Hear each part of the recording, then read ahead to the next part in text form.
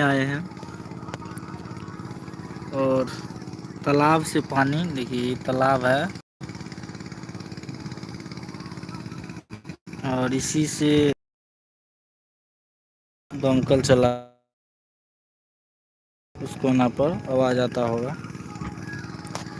और धान में पानी दे रहे हैं। धान निकल गया है।